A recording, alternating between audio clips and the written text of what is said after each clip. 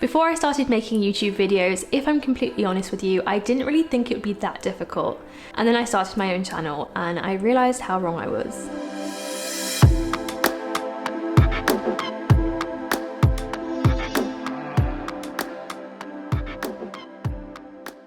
There's a lot more that goes into YouTube than I thought, and 7 months on, even though I still feel like a deer in the headlights, I do feel like I found my own rhythm with making YouTube videos. So in today's video, I want to share my entire YouTube process from planning to publish. And just a disclaimer, there is a steep learning curve with YouTube. So if you're a complete beginner, please don't get overwhelmed by this video, because I definitely wasn't like this when I first started. I had to learn as I go along, and so will you. I think one of the most important things about YouTube is being consistent. And in order to be consistent, you really have to plan ahead. So I know that I want to make one video a week. So when I sit down and plan, I basically just select one video for each week for about a month. How do I come up with ideas? It really does vary. Sometimes it's from content that I've seen on YouTube that I want to make my own video about and have my own take on. Sometimes it's from articles I've read. Sometimes it's random ideas that I get in the shower. Sometimes people ask me for specific videos. And a lot of the time I just make videos based on what's going on in my life. So for example, I made a video about decluttering my wardrobe because it's what I was doing in real life at the time. I also made a video about yoga teacher training because I just signed up for it. The key is to write down ideas whenever you get them. So as soon as I get an idea, I'll add it to my Notion database. And that way, when I come to sit and plan, it's not a blank canvas, and it's more just about sifting through my ideas and deciding what I want to film. So it's currently the 6th of May, and I'm now thinking about my ideas for the end of this month and also for June. So even though I have 82 ideas in my Notion's video list, I don't like to plan too long term, because whenever it comes down to sitting to film, I always end up changing my mind. So if we go through my ideas, it's really just about choosing things that I feel like making. Once I plan all my videos for the month ahead, I usually plan out each video usually on the same day. This involves coming up with a few title ideas and thumbnail ideas, and I do this just to make sure it's a viable video idea. Then I think about the scripts. So how I approach scripting really does depend on the video. If it's more of a story-based video, I write out most of my script because I have a tendency to ramble otherwise. If it's a video with a listicle, then I write more in a bullet list form and say a lot more from my head on the day. If it's a vlog like this video that I'm filming right now, then I usually just make a list of the footage that needs filming, and then I'll write a script after if I want to add a voiceover. So even though editing comes after filming, I actually have recently started to visualize what the video is going to look like at this early stage. So for example, with videos, I use A-roll and B-roll. A-roll is the main footage you see of me talking like this, but B-roll is any extra footage to supplement that. So for example, if I start talking about trees, I may add clips of trees like this. So whilst I script, I add in brackets any B-roll I want. Then I add to another Notion page, which I look at on my filming days. So I have a column for B-roll, which is of me, B-roll not of me, overhead shots, which is when I use my coffee table, any footage that I need outside, and then ideas for thumbnails. So I will actually add not even just text here, but photos, and that will give me ideas of things like angles and facial expressions. And this means that when it comes to a filming day, I'm not sitting there completely confused about what to do.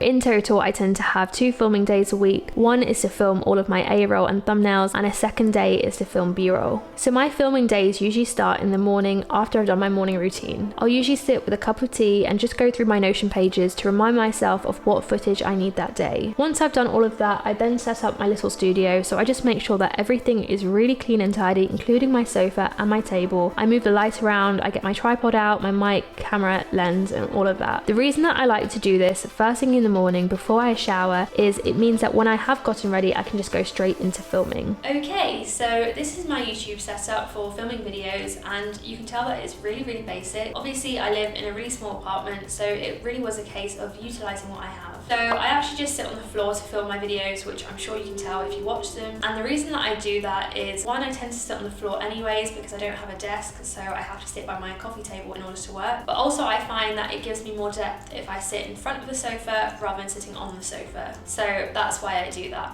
So I'm just going to go through my setup. Firstly, I just try to make sure that I add things to my background setup to give it some more character. So that's the reason why I've got the blankets over there, and then I also have the light. When I put the light on, I feel like it gives more dimension and more depth to my videos. And it was actually Ali Abdal who suggested that I put my light over there rather than over here, which is where it usually is. And I found that that really does work so well. And then I also have my chair over there to give a bit of colour.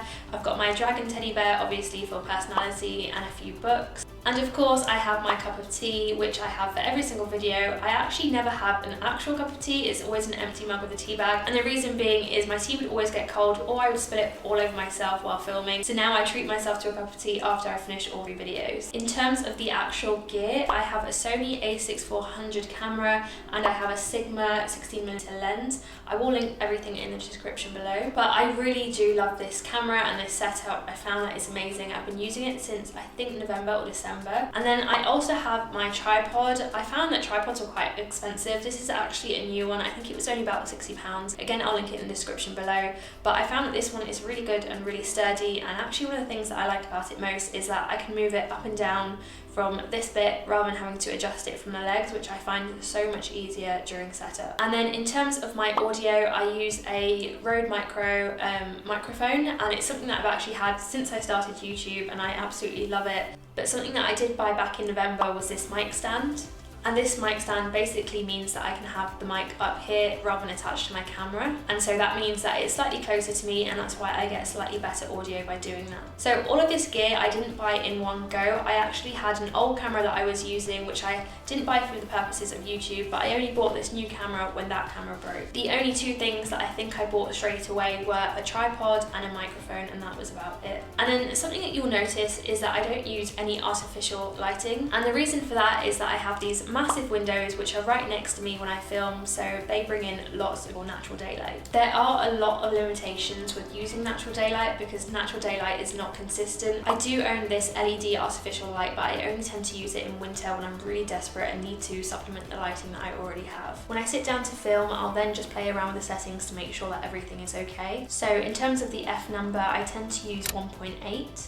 In terms of the shutter speed, it really does depend on what the natural daylight is like. So today I'm going to use 125. And then for ISO, again, it does depend on the daylight outside. So today I'm going to use 100. And then the final part of my setup is having my laptop here with my Notion page up with the scripts on it. So what I will try and do is read one paragraph, try and get an idea of what I want to say, and then say it to the camera. And then I do the same for the next paragraph and the next, and I basically do that rather than trying to do the whole video in one go.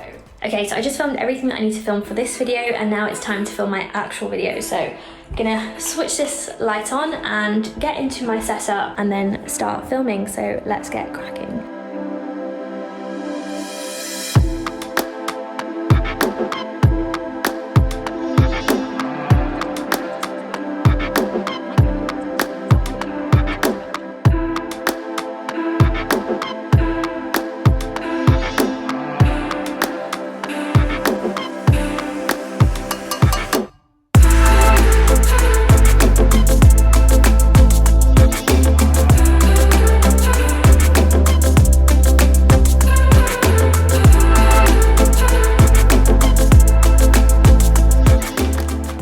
Comes to my favorite part of making YouTube videos, which is editing. The first thing that I do is a rough cut, and I have the most amazing app in the world to do this for me. It's called Recut, and I basically just drag the video into the app and it automatically cuts the footage up for me and removes any silent spaces. I can then export this directly to Final Cut Pro. So when I open it up into Final Cut Pro, it means the entire footage is there sliced up for me. I can still adjust the clips if I wanted to bring back any of those silent spaces, but this just means that it's so much quicker for me to go through all of the footage without having to sit through silences. I'll leave a link in the description below so you can check out this absolute magic. Because of Recut, it's so much easier for me to jump to the next step of my editing process, which is cutting up the A-roll. So this is basically just running through all of the footage and refining it to make sure I get rid of any mistakes, and basically just making sure that all of the footage flows and makes sense. Once I'm happy with all of the footage, I then add in my B-roll. I add in text and title screens that I create using Canva. Sometimes I may add in effects like transitions or use something called keyframes. And I also add music, which I get from Epidemic Sound. This isn't sponsored in any way. I just used to take ages finding music, and now Epidemic Sound recommends me music based on tracks that I've used in the past. And you can also find similar tracks to what you like. The whole editing process can take me quite a long time. The longest I've spent on editing is probably about 30 hours for a single video. Once the video is done, I then edit my thumbnail. I usually take loads of thumbnail pictures, so I have to pick between them, and then I edit them using Affinity Pro, and I have a Keynote page with all of my thumbnails so I can try and make my thumbnails have some consistency consistency. I do this by editing the white balance if I need to. If I add text, I also do this with Canva, and again, I try to stick to only 1 or 2 fonts so that there's some consistency between my thumbnails. Finally, it's time to publish. So I upload the video to YouTube, I upload the thumbnail, I write a description, which is basically me just copying and pasting and adjusting as needed, and then I schedule my video for my regular Sunday upload. So I hope you've enjoyed my behind the scenes of how I go about making YouTube videos. Like I said at the beginning of this video, if you're a beginner, please don't get overwhelmed by this, and everyone's process is going to be different. I think it really is a case of finding what works for you. Stay intentional and go create some magic.